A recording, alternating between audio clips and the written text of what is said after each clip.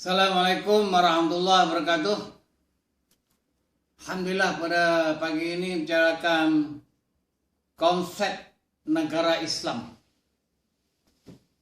Negara Islam memang pernah wujud dalam sejarah Islam sejak zaman Nabi Adam sampai Muhammad dan setelah Muhammad sehingga jatuhnya Daulah Utsmaniyah dalam masa 7.400 tahun. Ini sejarah secara umum lah.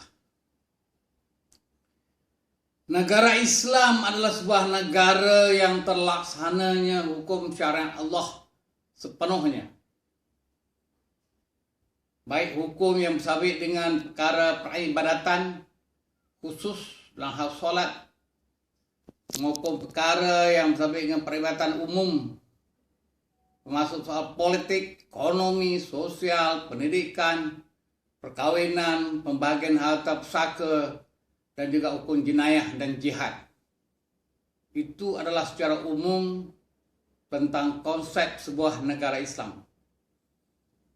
Sebuah negara Islam ini tidak wujud lagi dalam konteks dunia sekarang ini. Karena dunia sekarang ini dikuasai oleh sistem sekuler dalam sebuah negara Islam, dalam dunia Islam. Selepas zaman penjajahan dan kemerdekaan yang wujudnya sistem demokrasi. Sistem demokrasi yang wujud sekarang ini juga dilahirkan oleh sistem barat pada abad yang ke-17. Sedangkan sistem syura dilahirkan sejak zaman Nabi Adam dan para Nabi dan Rasul dan juga Nabi Muhammad SAW. Kerana perintah oleh Allah Subhanahu Wa Taala yang mengatakan wa amruhum syura bainahum. Kerjaan kamu hendaklah disyurakan, dimusyawarahkan antara kamu. Persoalannya di sini, apakah bezanya di antara sistem syura dengan sistem demokrasi? Sistem syura adalah berdasarkan pada kebenaran ilahi atau berdasarkan kepada kebenaran wahyu yang diperintah oleh Allah Subhanahu Wa Taala. Kemudian manusia diberi untuk berfikir dan musyawarah dalam soalan-soalan yang hukum yang tidak ada ketetapan dalam Al-Quran. Lebih-lebih lagi perkara yang berkait dengan kemajuan, pembangunan atau dikatakan tamadun Islam. Soalan tamadun dan pembangunan negara dan dalam pelaksanaannya boleh disyurakan. Contohnya, pada zaman Nabi Muhammad SAW, perintah perang ataupun jihad itu memanglah terdapat dalam Al-Quran. Dalam surah Baqarah pun surah ada tentang perintah jihad.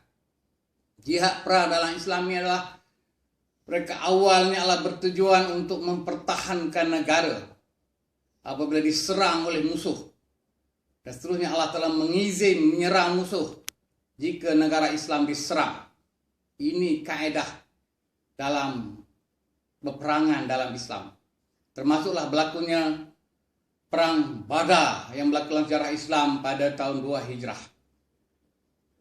Soalannya bagaimana berlakunya perang Badar yang tidak ada perintah dalam Al-Quran. Tetapi untuk mempertahankan itu adalah merupakan syura. Para sahabat telah berbincang, Nabi Muhammad SAW berbincang dengan para sahabat bagaimana cara untuk mempertahankan kota Madinah. Apakah nak dipertahankan di Madinah ataupun di luar Madinah. Dalam pada ini pendapat sahabat mengatakan eloklah kita pertahankan kota Madinah ini di luar Madinah, iaitu di Badar. Badar menjadi pilihan, mendapat persetujuan daripada Muhammad SAW dan juga para sahabat, karena di Badar adalah merupakan tempat strategi perang yang boleh mempertahankan diri, karena di kawasan itu ada aliran air dan juga strategi perangnya bahagian bukit, jalan yang bergunung yang boleh menyerang musuh dari dekat. Ini syura yang telah dibincangkan di kalangan para sahabat dan juga Nabi Muhammad SAW. Nabi pun bersetuju pendapat sahabat dalam hal surah berperangnya di Badar. Ini satu kaedah yang disebut syuranya, wa amruhum syura bainahum. Adapun ketentuan perang itu memanglah ada jelas dalam Al-Quran, perintah Allah boleh atas dasar untuk mempertahankan dan juga menyerang pihak musuh jika diserang. Begitulah juga perkara syura-syura yang lain dalam persoal yang berlaku dalam perbincangan dalam sistem demokrasi sekarang. Wa amruhum syura bainahum boleh dilaksanakan apabila perbincangan itu untuk menjelaskan soal kebenaran, perkara kebaikan yang dapat memberi manfaat kepada masyarakat dan negara. Sedangkan benda ini tidak ada rinci dalam Al-Quran. Contohnya dalam konteks sekarang ini, cuba nak ketengahkan Undang-Undang RUU 355 adalah yang berkait dengan undang-undang yang bersama undang hukum yang boleh untuk meningkatkan kesalahan yang bersabitkan kesalahan selain daripada hudud dan qisas. Apa ini istilah hukum ta'zir. Ini boleh disyurakan untuk dapat dilulus dalam parlimen. Karena benda ini tidak ada ketentuan daripada Allah Subhanahu Wa Taala adalah mereka budi bicara tentang masyarakat Islam di sini. Sepatutnya umat Islam, ahli parlimen Islam menyokong Undang-Undang 355 atas tujuan untuk memberi kebaikan dan kesejahteraan kepada umat Islam ataupun orang Islam di Malaysia. Karena peraturan undang-undang ini tidak ada hubungan dengan orang bukan Islam. Karena dalam kaedah Islam sekalipun, hukuman orang Islam adalah tertakluk pada orang Islam. Manakala orang bukan Islam, hukuman juga dikenakan mengikut agama mereka ataupun kepahaman dalam undang-undang, peraturan undang-undang yang sedia ada yang sekarang boleh digunakan kepada orang bukan Islam. Inilah kaedah yang dikatakan sistem demokrasi yang dibolehkan dalam Islam bertujuan untuk memberi kesejahteraan dan kebaikan pada masyarakat.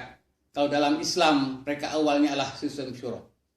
Kalau sistem demokrasi juga adalah sistem demokrasi ala syura, ala Islam. Diboleh untuk tujuan kebaikan. Tapi tidak boleh kita terima sistem demokrasi untuk membawa kemusnahan ataupun kezaliman, penindasan pada rakyat atau melakukan perkara peperangan, pemusuhan bersama sendiri. Perlulah dalam konteks ini perlulah ada perdamaian dan kebaikan di kalangan masyarakat. Ini boleh dipikir tentang masalah ini, boleh dibincang dari masa ke semasa. Islam memberi ruang dengan adanya musyawarah.